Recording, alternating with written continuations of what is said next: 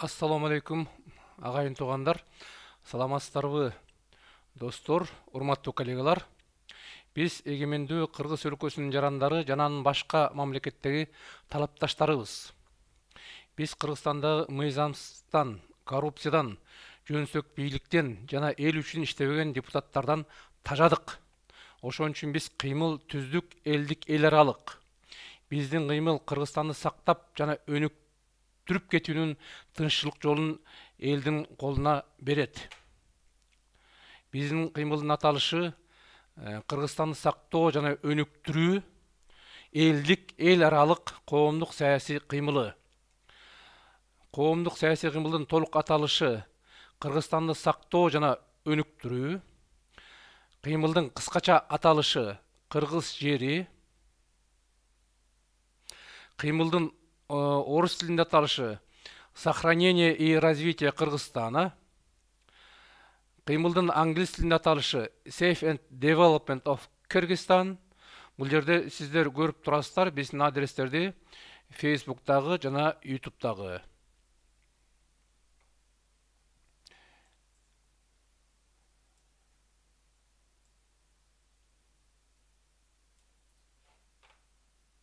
Биздин кыймылдын эл аралык кыймылдын Кыргыз жери кыймылдын максаттары төмөнкүдөй.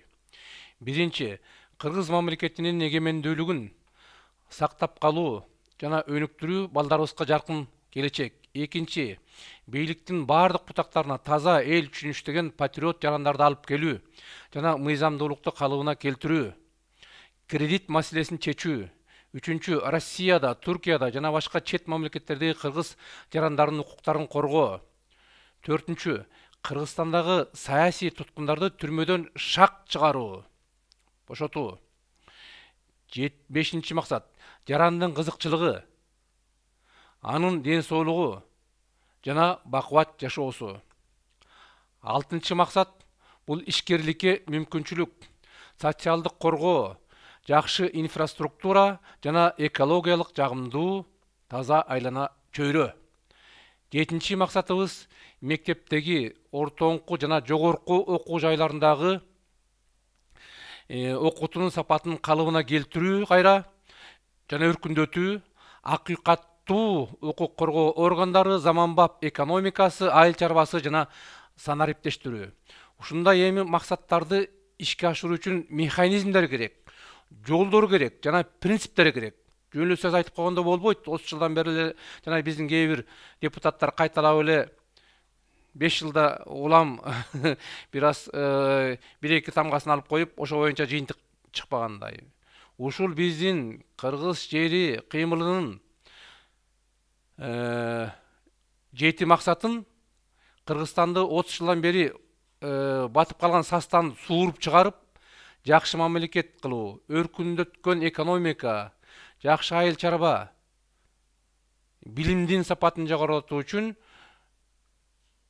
механизми болуп, бул улуттук идеология саналат. Кыргызстанды сактоо жана өнүктүрүү. Ушул улуттук идеология 3 бөлүктөн турат. Биринчиси улуттук идеядан, куттуу эл, курама эл, бул Манас бабабыздан калган. Улуттук стратегия Кутман жер, Кыргызстандын бардык региондорун жана Бишкек шаарын толук параллелдүү, бир убакытта өнүктүрүү, бир-эки регионго көңүл буруу эмес, бир-эки облуска көңүл буруу эмес, бир-эки шаарды өркүндөтүп коюп калгандарын калтырып коюу эмес, бардыгын бир убакытта Кутман жер кылуу, Кыргызстандын бардык жерин. Жана үчүнчү, ушуларга алып келиштин тактикасы, өнүктүрүштүн улуттук тактика бул санариптүү Кыргызстан. Бул санариптүү Кыргызстанды биз чыныгы санарип менен киргизебиз. Жөн эле санарип деп каяктагы жомокторду айтпай. Ал ар бир ушул 3 бөлүктү биз сиздерге кийинки видеолордо тактап чыгарып беребиз.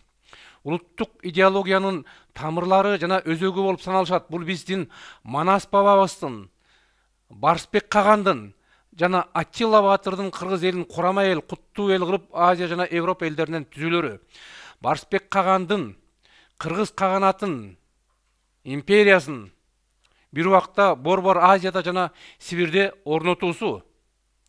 Үчүнчүсү Аттила Батырдын Ысык көлдө төрөлүп, Ысык көлдөн Рим шаарына чейинки жерлерди бириктириши. Ушул улуттук идеологияны төбөлүккө тиреп турушкандар булар идеялар менен Каникейне жана Курманжан Датка. Мына улуттук идеологияны биз сиздерге айттык, ар бир бөлүктөрүн чечмелеп кийин беребиз. Схема түрүндө карасак мына мындай. Бул кызыл шар тегерек турат берди, көрдүңүздөр. Бул Кыргызстанды сактоо жана өнүктүрүү. Анын ичинде чакан кичирээк шарлар турат. Булар бири-бири менен байланышкан. Ар бир шар экинчи шар менен толук байланышып, улуттук идеологияны ишке ашырат. Биринчиси бул улуттук идея Куттуу эл, Курам эл Манас бабабыздан алынган, Манас эпосунан. Экинчиси улуттук стратегия Кутман жер.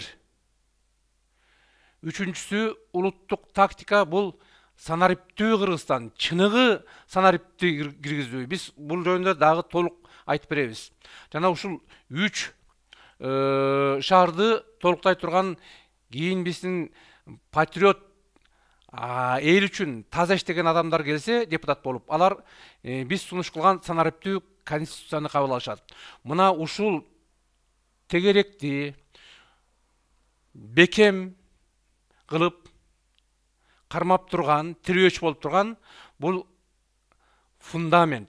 Манас бабабыздын, Барсбек Кагандын жана Аттила Баатырдын осуяттары ушул фундамент менен бул тегеректи жылдырбай бекем кармап турган бул Каникей энебиздин осуяттары, Каникей энебиздин идеясы, чыныгы кыргыз аялынын, Баатыр Манастын жубайынын жана кыргыз элинин 19-кылында түштүктө сактап калган Курманжан Датка энебиздин мына бул тирөөч болуп турган убактары. Эми Кыргызстанды сактоо кыймылынын негизги баалуулуктарын кыскача айтып кетсек, бул азыркы учурда динамикалык өнүгүп жаткан дүйнөдө Кыргызстанды сактоо жана өнүктүрүү, өлкөнүн биримдиги жана эгемендиги, Манастын Курам эл, Куттуу эл идея жана иш аракеттери негизинде кыргыз элинин миңдеген жылдары боюнча сакталышы жана өнүгүүсү, сунуш кылынган Кыргыз Республикасынын Куттуу эл, Курам эл улуттук идеясы негизинде өлкөнүн саясий, укуктук, маданияттык биримдиги, Кыргызстандын тарыхын бурмалоого, мамлекеттин турмушуна тышкы жактан кийлигишүүгө жана Кыргыз Республикасына каршы келген аракеттерге жол бербөө, аларды тыюу. Экинчи баалуулук бул ар бир жарандын кызыкчылыгы. Элибиздин жашпы, карыбы, аялбы, эркекпи, ар бир жарандын анын ден соолугу жана бакубат жашоосу, эмгегинин татыктуу айлагалысы, айлык акы татыктуу болуш керек. Мугалимдерди 5000 10 сом менен 10 000 сом, врачтарга 10-15 000 сом берип коюп, куратпаш керек. Базарга бир кирип чыкканда 5 000 сом жок болуп, үй бүлөсүн кантпагат. Милициялар, аскер кызматкерлери анан калп эле сөздү айтып, булар кызмат кылат, тигил бул дебей, адегенде алардын айлык акысын бериш керек, татыктуу. Андан кийин анан кызматын сураш керек. Ишкерликке мүмкүнчүлүк бериш керек. Социалдык коргоо, инфраструктураны жакшы кылуу, руханий жана чыгармачылыкка эркиндик. Дагы бир баалуулугу биздин кыймылдын сунуш кылган. Бул өлкөнүн коопсуздугу, чек аранын маселелерин чечүү 30 жылдан бери чечилбей келатат. Дагы эле чече албайт мына азыркы болуп аткан депутат төрөйлөр. 30 жылдан бери чече албаса, эми чечмек беле? Биз ошонун чек араны чечүүнүн механизмин беребиз элдин колуна. Эл өзү чечет. Ошол механизми бар. Албетте, ошол элдин билимин, балдарыбыздын билимин жогорулатуу, билимсиздикти жоюу, акыйкаттуу укук коргоо органдары. Экономика заманбап экономикасы болуш керек. Азыркы учурга айыл чарбасы жана инфраструктура. Мына ушул биздин сиздерге урматтуу кыргыз эли, кымбаттуу достор, мына биздин кыймыл сиздерге ушул максаттарды жана механизмдерди тартуулайбыз. Биз менен бирге болуңуздар. Рахмат.